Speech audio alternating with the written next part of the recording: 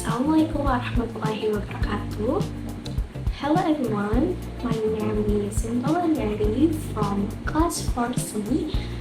I'm going to present my annotated bibliography essay covering 10 academic articles about English language learning.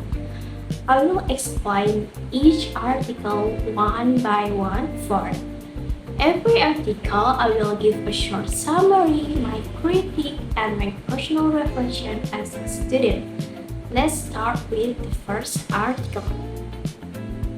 First article is the impact of motivation on English language learning by Elizabeth. The summary is the motivation is a mix of effort, desire, and a good attitude that helps students success. The author used a literature review method. For my critique, I think the author focused too much on internal drive. In my opinion, small rewards or good grades are actually great boosters when we feel lazy or unmotivated. For my reflection, this article reminds me that as a future teacher, my main job is to make students feel happy and safe, not just teach grammar rules. And then article number 2, title is English Learning Motivation and Speaking Ability by Mango. The summary is that motivation acts like a smart processor that helps students decide how much effort to give. The study used a correlation design with 48 Indonesian students. My critique is about the focus on accuracy. And if teachers focus too much on being perfect, it makes students scared of making mistakes. And then for my reflection, I feel this deeply because I often struggle to balance my university schedule and my work. It is very hard to stay motivated when you are totally exhausted. Article number 3, the title is Improving EFL Learners Self-Confidence in English Speaking Performance with World English Teaching. The author says that communication is more important than perfect native accent, and all accents are valid. They use surveys and interviews, and then my critique is that knowing about accents is easy, but feeling brave to use them in real life is a different story. Also, phone lectures are too little to fix the anxiety. In my experience, my mind often goes blank and my heart beats fast when I speak English in front of people because the fear of judgment is still there. For article number 4, title is The Effect of Learner Motivation on Their Reading Comprehension Skill by Takalo and Ahmadi. The summary is that motivation acts as the pulse of life of the classroom, and it leads to better reading results. My critique is about materials.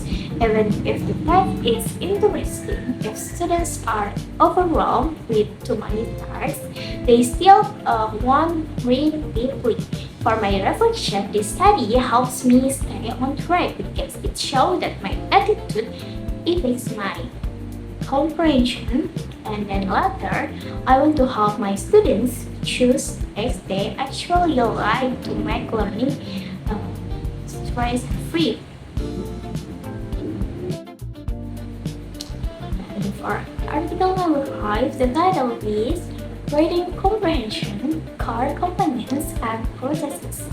The authors explain that reading is complex and needs background knowledge and inferential processes to build meaning.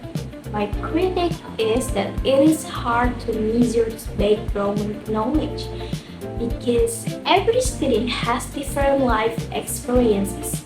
In my own life, I feel this every time I read complicated textbooks.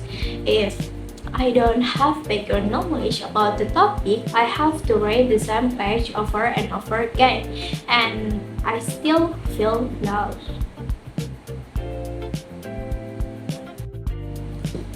Or article number 6 is reading comprehension research implication for practice and policy. The summary is that reading success needs a steady focus on vocabulary and monitoring, not just quick fixes. My critique is on text complexity. Pushing difficult text too early is risky because it can make students hate reading if they don't have support for and then for reflection, I feel this stagnant growth when I read heavy academic journals. If the vocabulary is too technical, I feel like I'm just looking at words without getting the meaning. Article number 7 is a 2024 study. The title is Exploring the Impact of Manual-Assisted Learning on University Students' Technical Vocabulary Knowledge.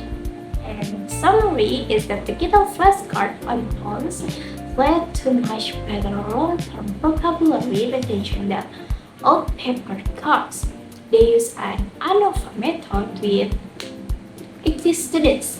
However, I critique the scale because self-reports too can be subjective and for my reflection as a busy student, it is hard to find time for big textbook. Using a smartphone app for just 15 minutes a day is great solution for my routine. And then article number 8, the title is The Relationship Between Self-Regulated Learning Strategies and English Language Abilities and Knowledge of Undergraduate Students.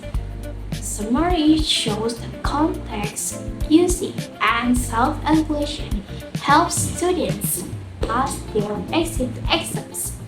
My critique is about memorization.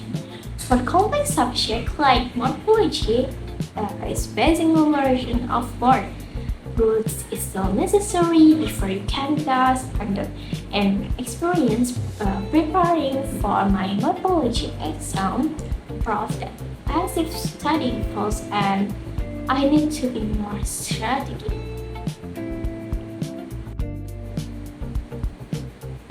Next, article number 9 is a meta-analysis by Zhang and Zhang. They synthesize data from 1,000 studies with learners and proved that vocabulary predict up to 14% of reading success. They found that meaning recall is the strongest predictor. My critique is that matching data perfectly is very difficult for teachers in the real classroom. Personally, I feel this because if I recognize a word but cannot recall its exact meaning instantly, my reading speed dropped and I lost my focus. Finally, article number 10 is the final analysis from Cambridge study. They use a statistical method called the MIMI model to show that using and self-evaluation explain 27% of language property variance. And then my critique is that the study only looked at a single batch of students, which limits the findings. And then for my reflection, this project showed me that I need to be an independent learner who actively monitors her own progress instead of just waiting for feedback. That concludes my presentation. And thank you very much for your kind attention. Assalamualaikum warahmatullahi wabarakatuh.